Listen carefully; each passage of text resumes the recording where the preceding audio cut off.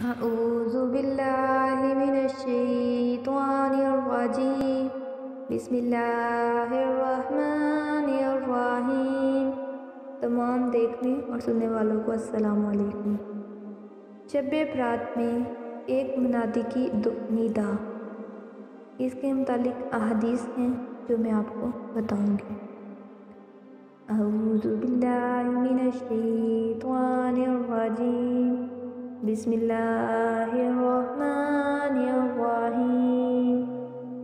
عن عثمان بن ابی العاص عن النبی صلی اللہ علیہ وسلم قال اذا كان ليلة النصف من شعبان نادى منادی هل من مستغفر فاغفر له هل من سائل فأوتيه فلا يسأل أحد شيئا إلا أؤتي إلا زانية بفرجها أو مشرك۔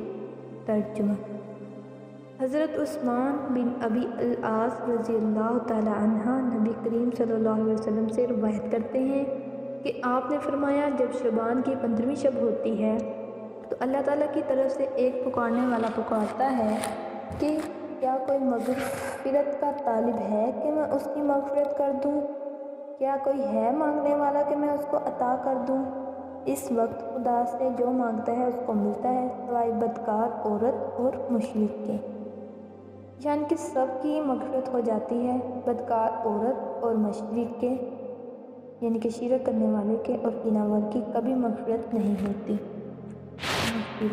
اب تک کے لیے اللہ۔